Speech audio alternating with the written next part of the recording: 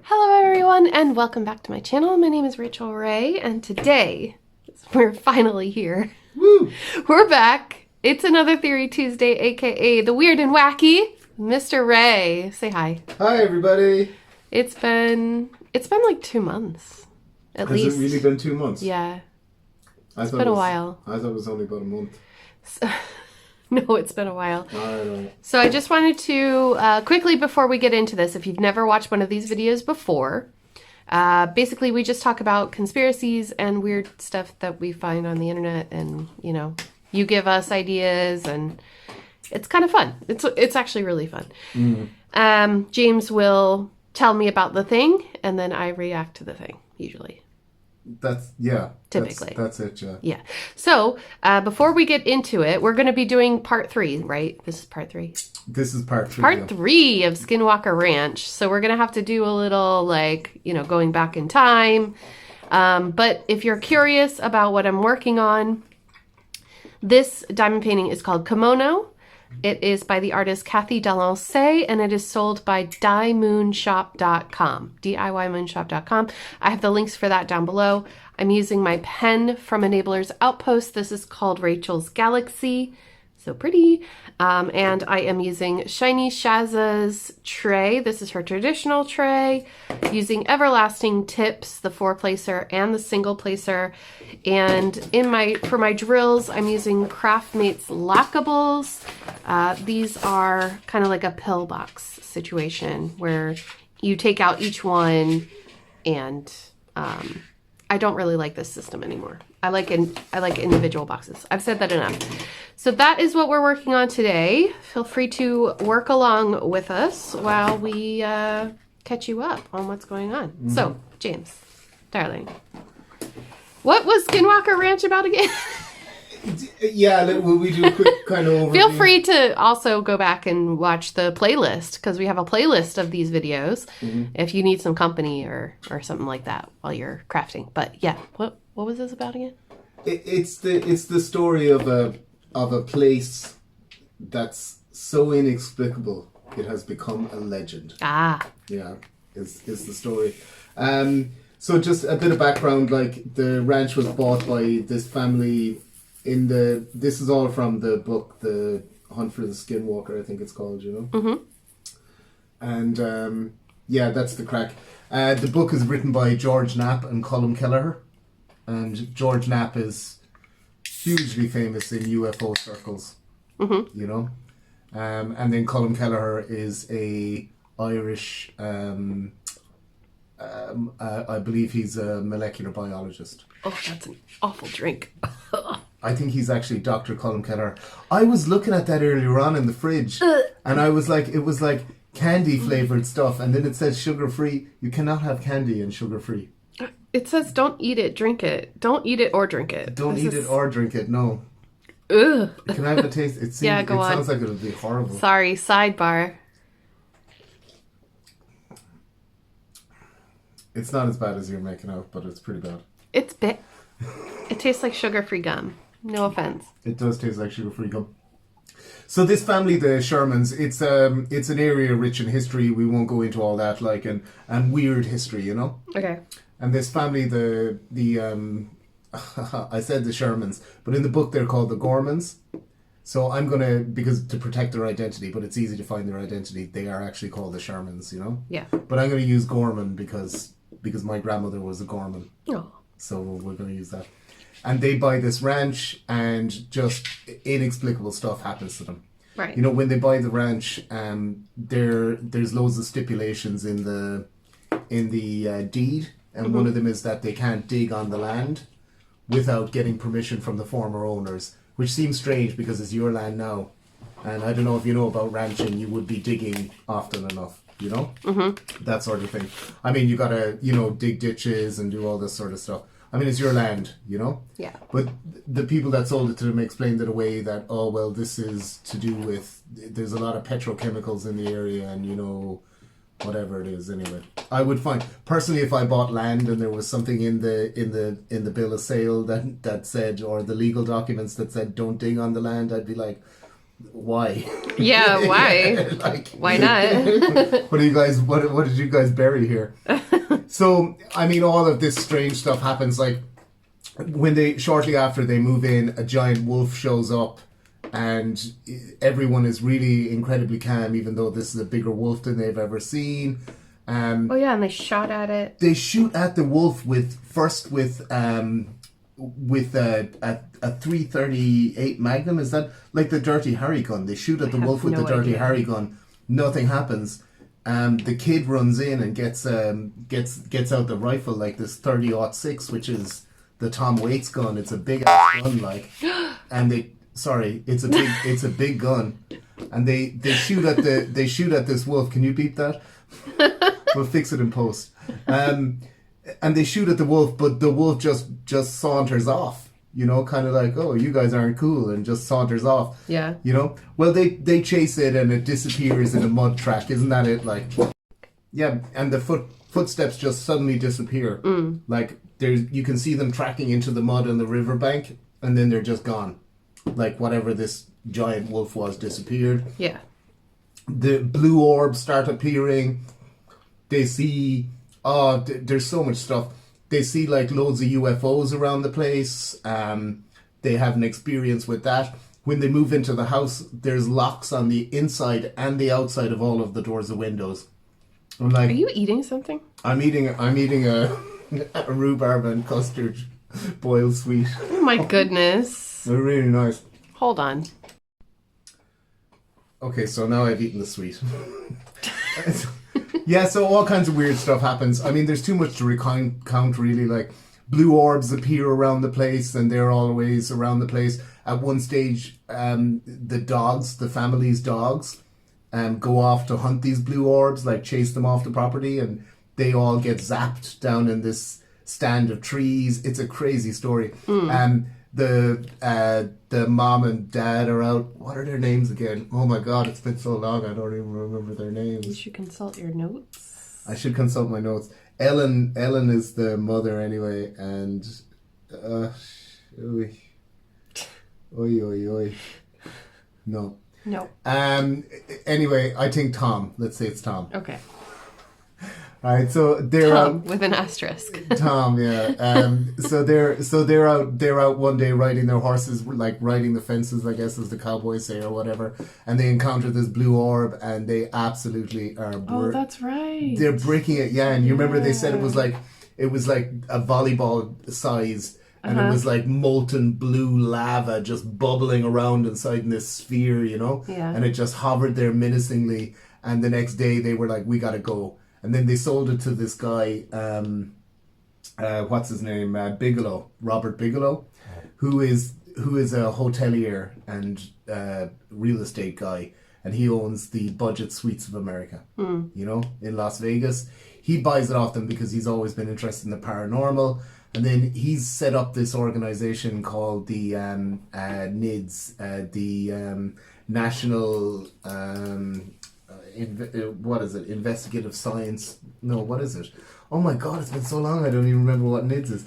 National Institute for Discovery Science. Okay. And they look into all kinds of weird and wacky stuff. Yeah. And Colin Keller is the guy that he's hired to do that up, you know? Okay. And Keller, like I said, is a molecular biologist. Mm-hmm. So they have all of these weird experiences, and then they buy the ranch off of the Gormans, and then they basically set up camp, and they set up all these cameras around the place, and they're trying to catch some phenomenon, you know, like real evidence of this phenomenon. Right. So they've got cameras, they've got all kinds of like electromagnetic stuff, you know, stuff that like reads radioactivity, stuff that reads magnetic fields, and stuff that reads all of this kind of electro, you know, science stuff, you know? Science.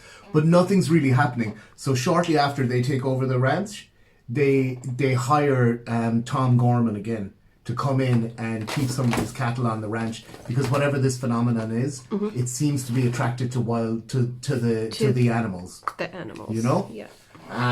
Because it's messed with the cows already. Like Tom's previously found animals in snowdrifts where he's been following their footsteps to try and see where they are, and then suddenly they've disappeared.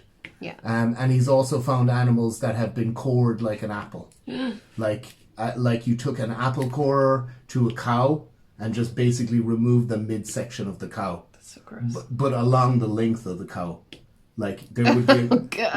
and without putting too fine a point on it, the coring always seems to happen at the north end of a southbound cow, if you know what I mean. Okay, moving on. So moving on. So they come to the ranch and the NIDS guys set it up and everything like that, yeah? Now, I wanted to talk about the NIDS guys, yeah? Yeah. Because your man, Robert Bigelow, has loads of money, you know? Yeah. He's still involved very much in the modern discovery stuff, the stuff that's going on with Lou Elizondo and, what's his name? That other guy, Jim Simivan and Tom DeLonge and all these guys, you know? Mm-hmm. Like he was the guy, I believe, if I remember correctly, that kind of encouraged Tom DeLonge to set up his stuff, you know? Mm-hmm. Robert Bigelow is also the guy that Senator Harry Reid spoke to one time and then started, because Harry Reid has always been interested in UFOs as well. Mm-hmm. And he spoke to Bigelow just before he set up the NIDS thing, and then out of that, Bigelow Aerospace, which is a sort of aerospace company that wants to do inflatable hotels and stuff in space, that Robert Bigelow owns. Wow. What? Yeah, inflatable space modules, like, right? Okay. It's not that weird. At the moment on the space station, there's a Robert Bigelow inflatable module that they're using for storage. It's the first test module. You're kidding. No. They sent it up in, I think, 2019, and it was supposed to have a service life just for experimentation into 2020. Okay. But as far as I know, it's still up there, and they use it to store stuff. Okay. So you send up, it's got two hard caps. Yeah. And an inflatable wall in the middle. Mm-hmm. You send it up into space and then you inflate it, and the wall is so pressurized that anything hitting off it just bounces away, you know? Wow. Yeah, it's not sci-fi, it's a real thing. I said, it's up there right now on the International Space Station as of our recording. And they're storing stuff in it, you know? Okay. So Robert Bigelow, yeah, loads of money sloshing around the place, you know. He's already had contracts before the ATIP stuff with Lou Elizondo and stuff. The systems that he set up to investigate these things on a government contract, the government apparently took it back, and then they set up this ATIP. Well, they set up a different organization first, and then ATIP. And ATIP, of course, is the one where all of that stuff from the New York Times and everything comes from. Are you following me? Do you know the stuff from the Nimitz cruiser, the Tic Tac videos? And all that? Yes. Yeah, all of that stuff comes out of ATIP. And your man Elizondo, who's retired now and is doing the circuit on the UFO podcast circuit and stuff, and tantalizing people. But I don't actually listen to any of those UFO podcasts because nobody knows how to edit. Like, they're 3 hours long, every single one of them, and it's just people prattling on about stuff. You know what I mean? Like, it's definitely not like what we do. Yeah, but like at least we kind of keep it to an hour. You know what I mean? I suppose. So anyway, after that closes down, he sets up the NIDS thing, and basically he sets up the NIDS thing more or less to buy this ranch. He's looking for something to investigate. You know? Yeah. I think that I may have. I seem to remember reading that the first thing they were doing was messing around in Norway. You know, there's a place. Is it called Halsted or something like that? Halsted, yeah. In Norway, which is a valley where you get all these orbs and stuff like that. Mm-hmm. And the orbs are a pretty normal thing in the paranormal UFO circles, you know? Yeah. So people that they say are involved in it, but that denied it. Okay? Mm-hmm. Or they haven't denied it, but they've never said that they were or they weren't. Positively, yeah. Yeah. According to a lot of sources, Jacques Vallée is a member of the NIDS board, you know? Yeah. Now, he's never denied that. Now, Jacques Vallée is an absolute titan in the UFO circles. Mm-hmm. He's a Stanford professor. He's written loads of books. He's a computer science guy. He's written loads of books about UFOs going all the way back to the 70s. He's still alive. He's in his 80s, you know? How he ties into the modern stuff is there's a guy at Stanford called Gary Nolan. And Gary Nolan is a neuro guy that does mind stuff. What do they call them? Neuro dude. So he's a neuro dude, Dr. Neuro dude. He's got stuff from Jacques Vallée that he says comes from UFOs, and he says that there's unusual isotopes in it and that it's a makeup that you wouldn't see on Earth, and he doesn't know why, like that this particular amalgamation wouldn't exist in nature or whatever. He also says that the US government have contacted him and had him do CAT scans on people that claim that they've experienced UFOs. Okay. This is military personnel, military and intelligence personnel, that claims they've had encounters with UFOs on military bases and while on jobs. Okay. And also people that, do you know the Havana Syndrome? Have you heard about this? Where people in American diplomatic missions reckon that they're being targeted by some kind of weapon that makes them feel dizzy or has unusual neurological... I think we talked about it once. Yeah, it's hard to say whether it's psychosomatic or whether it's a meme or not. Like, but he reckons that the CIA has hired him, and that he's looked at... Well, he hints that it's the CIA that have hired him, and he's looked at the various things, and that... Sorry, I just took another swig of that. Yeah. So what I'm saying is, I digress, of course, but what I'm saying is Jacques Vallée is UFO royalty, right? Okay. Now, there's another guy that they claim is in it, a guy called Harold or Hal Puthoff. Do you know who... What? Yeah, seriously. Do you know who Hal Puthoff is? No. Right. Strap in. Right. Hal Puthoff is definitely on the board of To the Stars Academy. In fact, he's one of the founding members of it. To the Stars Academy is the Tom DeLonge vehicle that he's using for his disclosure activities. You know, I don't know if you could hear my the air quotes. My air quotes there, but yeah. But Hal Puthoff is also the guy who the CIA hired in the 70s along with a colleague of his when he still works at Stanford, I believe, or maybe he's retired. He's in his 80s as well. Like, probably retired. He's the guy back in the 70s that did the experiments for the CIA with remote viewing. You know, where you put someone in a room? Yes. And him and his colleague there was this artist, I don't even remember the guy's name now, but they would have the artist inside the room and he'd have a sketch pad, you know? Yeah. And then him and his colleague would go off for a jaunt around San Francisco, or where is Stanford? Is it in San Francisco? They go off for a jaunt around the city that Stanford is in, you know? And is it Sacramento? I don't know California. The artist would sit in a room, and there were other people involved as well as viewers, you know? Right. Would sit in a room and try and draw where he thinks they were visiting and what they were experiencing. You know? Like a... Yeah, and then the idea then as well was that, like, thing. they could sit down and hand someone a sketch pad and the person could go into a trance-like state and draw where the Ruskies were keeping their nukes. Right. You know? Or whatever it is. So that's the crack. And they got some pretty wacky results out of it, you know? But that's an official thing, like, you can FOIA it, you can look up, there's umpteen documentaries about this guy, like, but Hal Puthoff as well in the weird edge of the... in weirdness, he's a big name, you know? Like, Vallée and Puthoff now, honestly, they are royalties in high strangeness, you know? Royalties and high strangeness. Yeah. That's the technical term for it, like. Okay. Because what high strange, I believe high strangeness was something that that J. Allen Hynek came up with. I believe. I could be wrong about all this, but what it is that when you get one unusual activity, UFOs for instance, or those orbs. They happen in groups. But groups of different types. So when you get Bigfoots, you get lots of the little orbs and different lighting effects. Also associated with UFOs, psychic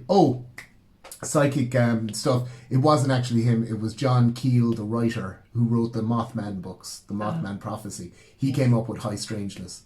Because, like, when he was investigating the Mothman thing, there was just such a plethora of different stuff happening, you know?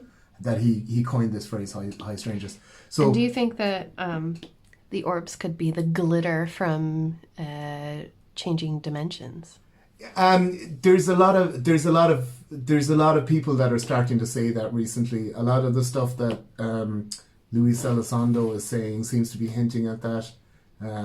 Other people involved in the disclosure stuff, like as well, Jim Simovan seems to be saying that. There's another guy called John Ramirez.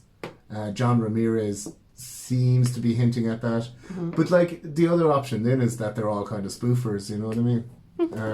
I mean, like, yeah, I kind of think we're all we prepared. we digress. What I'm trying to say is that like this NIDS thing, the people involved in it are rock stars of the high strangeness UFO world, you know? Okay. Okay, so then we step into it. So on the ground, there's Colin Keller, and there's another guy that Colin calls the physicist, yeah? Now, I've done some research into the physicist, and the physicist is definitely a guy called Eric Davis. And Eric Davis is a lecturer in physics at a university in somewhere in Austin, I think, in Texas, maybe. He also runs a thing like a research organization that does contracts for the government. And you can go and Google Eric Davis and see umpteen videos of him talking about the weird stuff they've had him researching. He's written papers on warp drives and stuff like that, you know. Yeah. He's not the other guy that's created a load of stuff, but he's basically in the same thing. But Eric Davis in this story is the physicist that they talk about. He's also kind of UFO royalty, you know. Honestly, it's hard to say. Like, it's hard to overstate how big a name these guys are that are all involved in this, you know. So what happens is they show up and they're going to take a scientific approach. Yeah. So that's grand. They set up loads of cameras around the place up on poles, but every time something happens, it happens just off camera. Like literally, they're in the yard. Skinwalker Ranch. At Skinwalker Ranch, Colin, the physicist. There's another guy, I think they call him the Canadian or something like that, or the Canadian physicist or something. Anyway, they're all there and they see this orange glowing ball, you know? And it basically seems to come up out of the ground. It hangs in the air for a while, moves over and then goes back down into the ground. And when they go to check out the CCTV, wouldn't you know, it's happened in a tiny window of a blank spot between all the cameras. So then they slightly alter the cameras and similar stuff starts to happen. Like anytime they see an orb or anything like this, they don't see much. At this stage, all they see are these orbs and stuff like that, you know, around the farmhouse. Right. And every time they see it, it always seems to happen when they go to look at the video in a blank spot. You know? So then there's other kind of stories. Also, if something is visible on the camera seems to kind of glitch out and stuff like that. Ma'am, do you have something to say? That's what I thought. When there's like the cameras glitch out and stuff like this. So Colum's like going, oh, this is some kind of electrical anomaly or whatever. So he goes and gets old school film cameras. You know, like this as well is happening in 1996. So you can imagine how good the digital cameras are. Like a whopping 256K. Yeah, 256K. Wow, I didn't even know it went up that high. So they've got all these digital cameras and they're not. So they've got all these digital cameras, yeah. And they keep it keeps missing them, or if there's something on camera, the camera seems to be all. You know, the signal is being interfered with. Okay.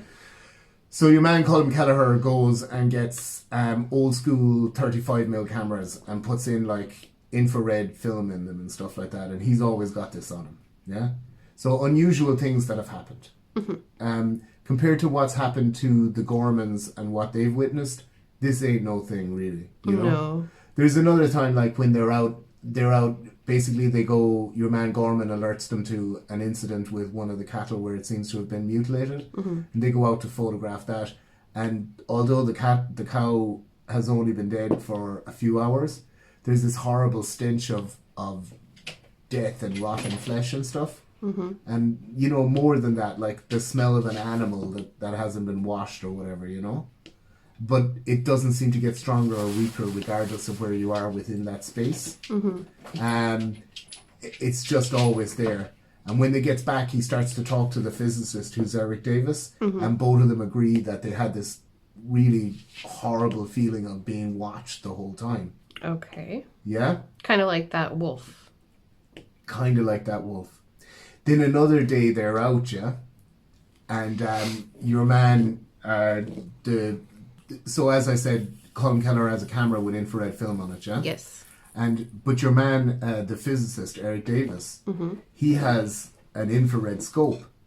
And they're out maybe about a half a mile from the homestead, you know? And near enough to Homestead 2 where a lot of this stuff seems to be focused. And he's looking through the infrared binoculars, and he's like, "Oh my God! Just down there by that tree line, I can see this. I can see this creature. It's like it's walking on all fours and then standing up on two legs and walking around and back down on fours, and you know, just frolicking in the trees like." So your man Colin Keller just starts, because he's looking through the viewfinder, but it's an old school camera. The film is infrared, but he can't see anything because it's pitch black. Right. So he's just pointing it in the direction that Eric Davis is pointing at, and click, click, click, click, click, click, wind, you know? Yeah. Trying to photograph it. They go and get the film developed, and it's inconclusive. Yeah. Another thing, I haven't written it down here, another thing, and I think it goes with this incident, is that while Colin Keller is photographing it and Eric Davis is looking through the binoculars going, "No, just to your left, it's coming through the tree line, suddenly the creature stops, and it's a couple of 100 yards away from them, you know? The creature stops and stands up on both legs and turns around and looks at your man Eric Davis, and then inside in his head he can hear, "We know you're here, we're watching you." And he just basically drops the binoculars, like, and he's all shook up, and he's getting the hot and cold sweats, and he's starting to panic and stuff, you know? This is a common thing as well in these stories. Do you remember I told you the story before the NIDS guy came in, they had the Marines, and they were approaching an unusual thing? It's a common thing that this thing can project absolute fear into your mind. You know, you get the fight or flight response, you know, probably flight mainly, you know. Yeah. But you would be. It has this way of absolutely petrifying you, you know. Right. So then, another time, they're out on a hill over the second homestead, you know. But they're about maybe half a mile away from it, and Eric Davis is looking through the infrared binoculars. And do you remember I told you there was holes in time and space? Yes. Like where portals would open up and stuff. Well, this portal opens up about maybe 15 feet off the floor of the valley, and they're up on the hill, and Eric Davis is describing it, and then out climbs this creature, which is basically, they were just saying it's huge, and it was hairy, and it was a Bigfoot, like it's about 7 or 8 foot tall, it's a Bigfoot, like, and what happens is it has to crawl out of the hole, but it's 15 feet off the ground, so it falls down and like hits the ground like that, and it gets up and kind of shakes itself, and then it, you know, what is, like, you know, that Bigfoot gait, like it just kind of wanders off into the brush, you know. Yeah. And they go down and they start scanning the area with all of their instruments, and there are some unusual electrical anomalies, but nothing else. Yeah. Let me see what else. I'll actually tell you another story here before I get on. I've taken surprisingly thorough notes this time. I have 6 pointers. Wow.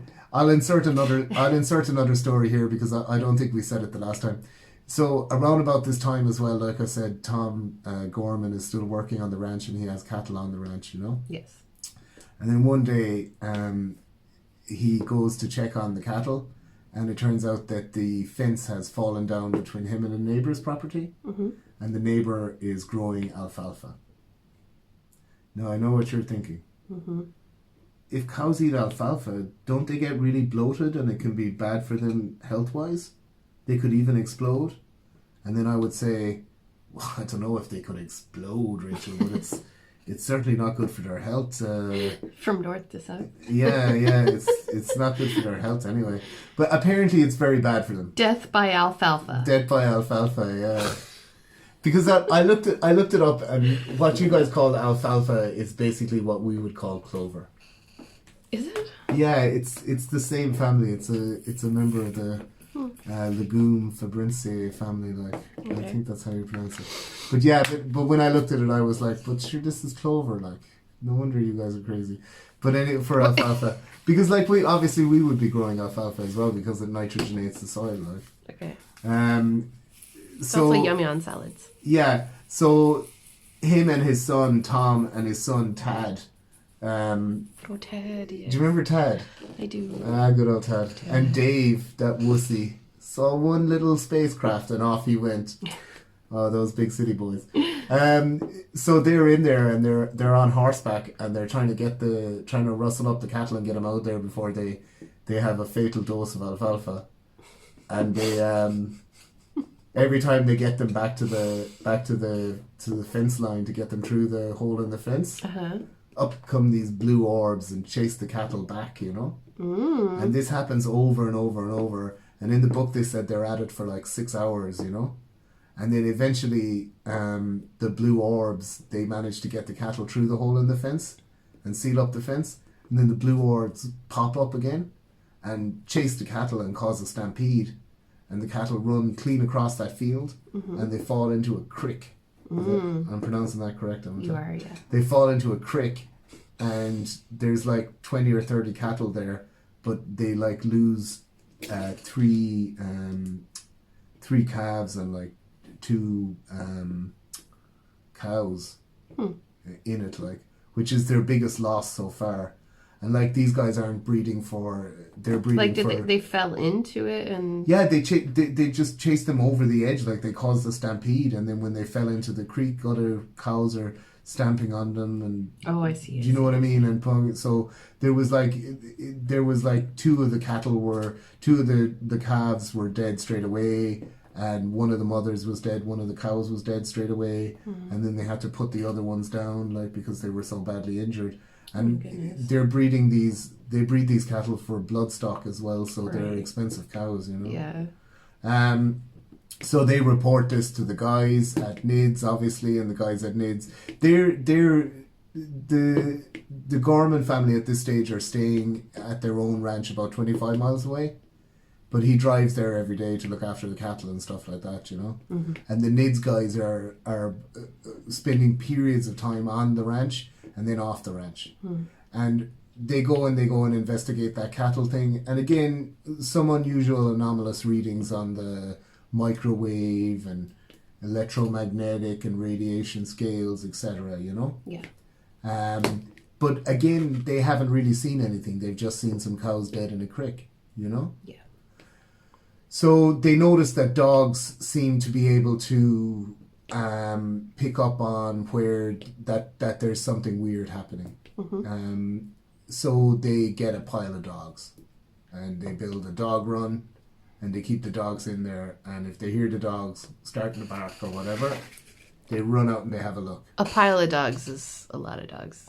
Yeah, a pile of dogs, like a whole mess of dogs. So they keep the dogs in there, and then they have this run built. And I heard him say this on a podcast, more than 24 times they would hear the dogs barking and they would go out and the locks on the cages were open and the actual locks, you know, padlocks? The padlocks that they had on the cages were gone. More than 24 times, all of these padlocks disappeared from the cages. Other things happened as well. Then, like, doors were taken off, just removed, like neatly removed and put beside where they were and stuff like this. All of this happening while the dogs are there, like. Oh yeah, I actually had that in my notes. Vandalized over 2,000 times.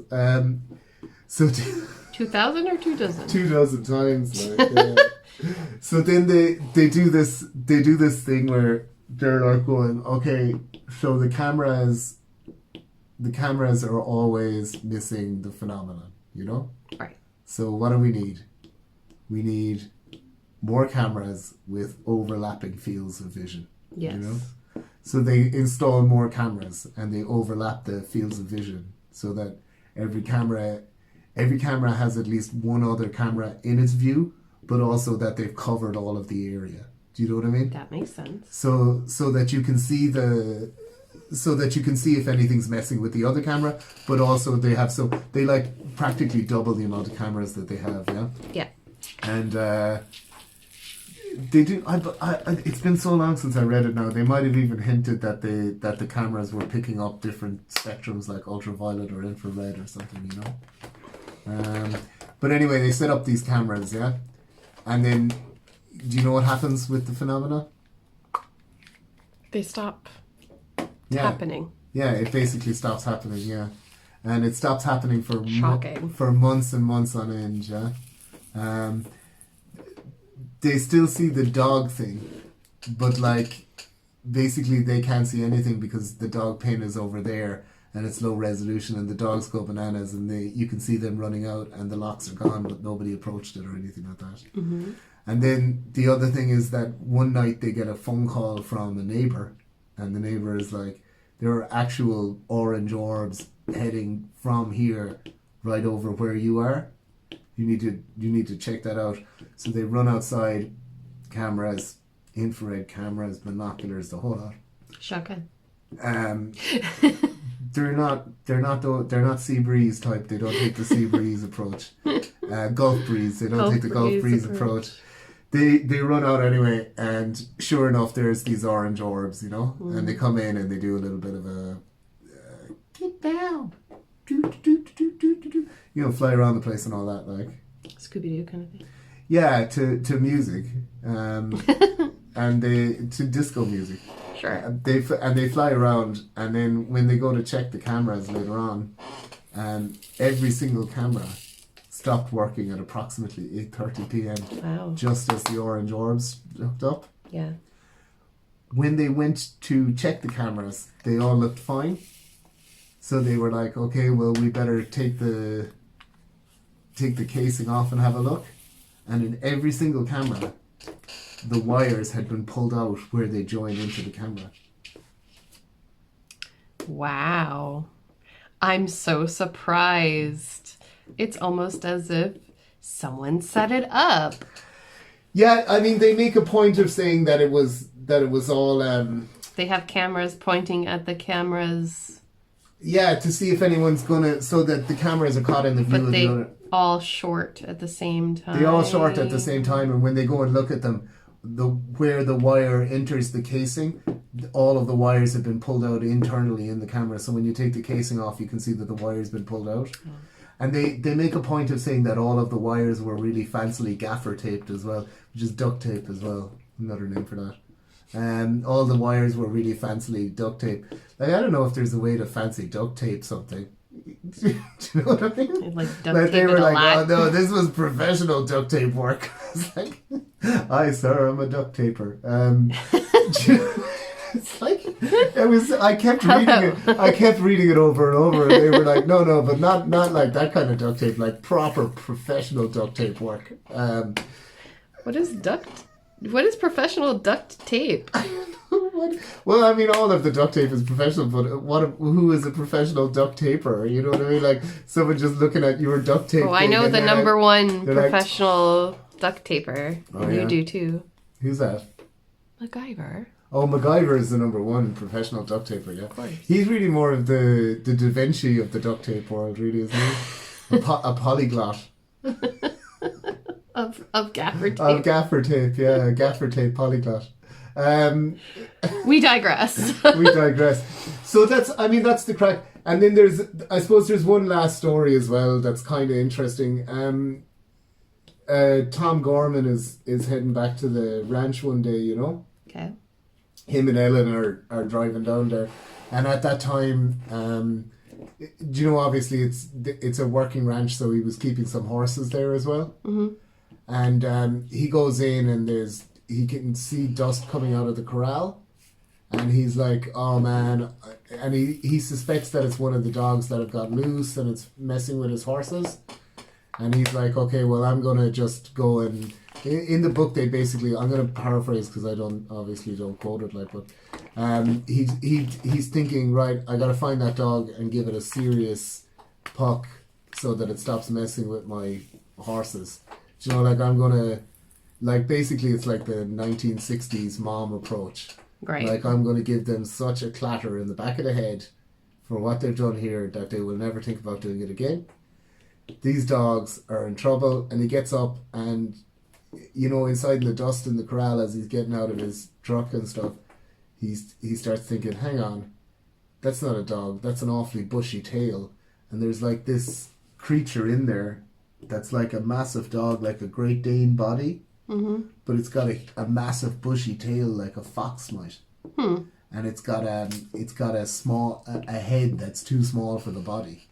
And it's in there, and it's just basically frolicking around, chasing the horses, and really upsetting the horses, you know? So he's like, oh no. And he goes and gets a gun, and when the animal spots that he's there, it jumps over the thing and starts pelting it off for the horizon. And he tries to hit it with a couple of shots, and he's sure he hit it once or twice. But anyway, this creature with the big bushy tail gets away. And one of the neighbours reckon they saw the same creature running along a ridgeline a while later. And that's basically all of the... What do you think that was?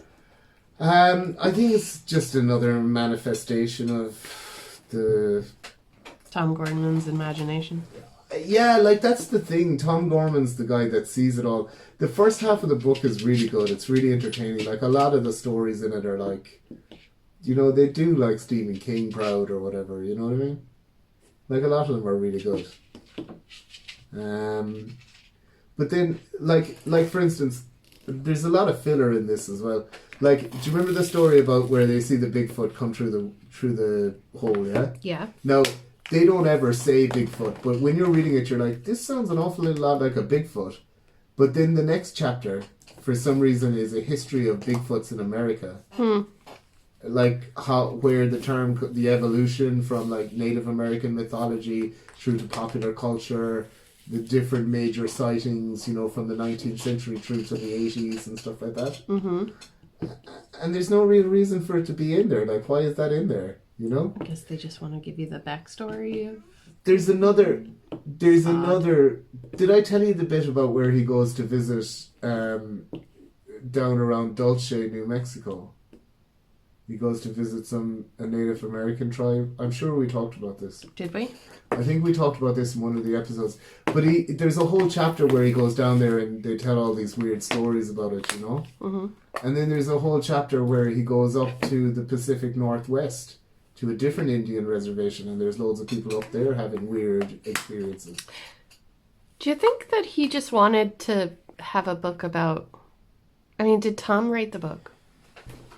Or Tom? Or whatever. No, the book is written by Colin Keller. Oh, yes. And George Knapp, you know?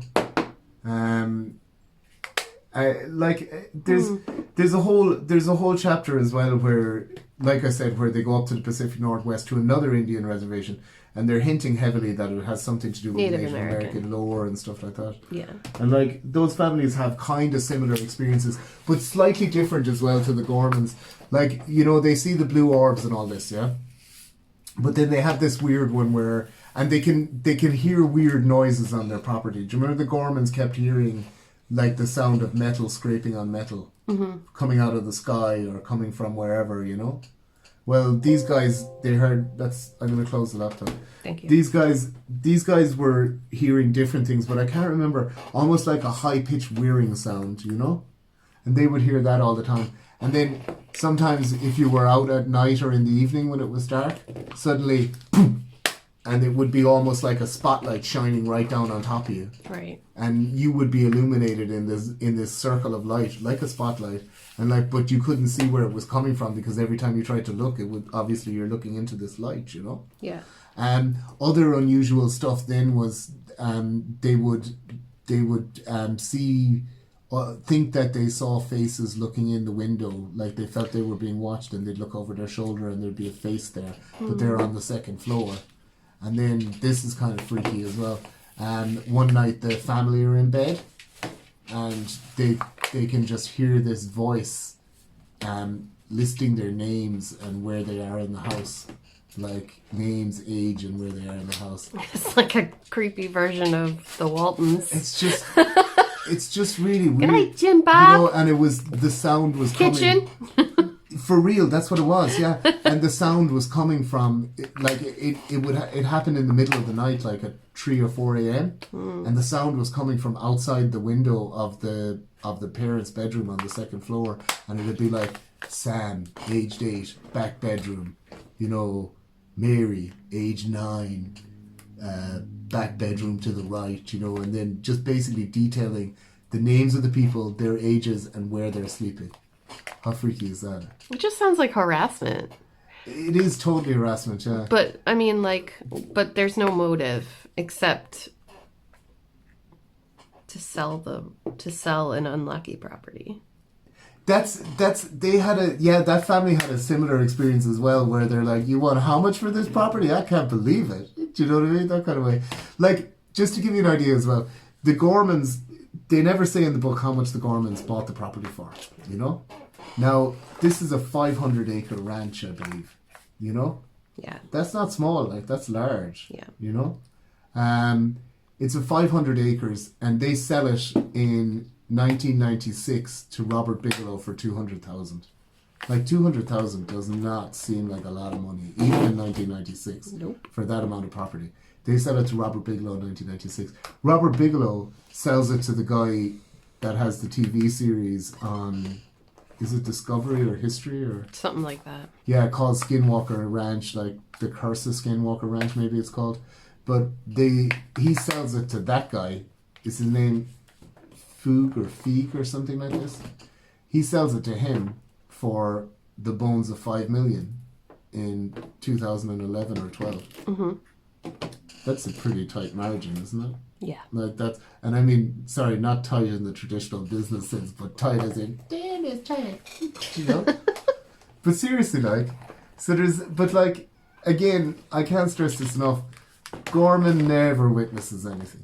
No. All of the incidences happen to, Colin Keller never said it. He never witnesses anything, no. George Knapp himself said that he'd been to the ranch umpteen times, he'd written this book, he never experienced anything, you know? Nope. The only people that experienced anything really were the Gorman family, you know? Yeah. And like, I recounted that story, which is still my favourite story, just after the NIDS guys appear. Your man, Tom Gorman, is like going, I don't know, I got a weird feeling. Can you hear the cattle out there in the fields?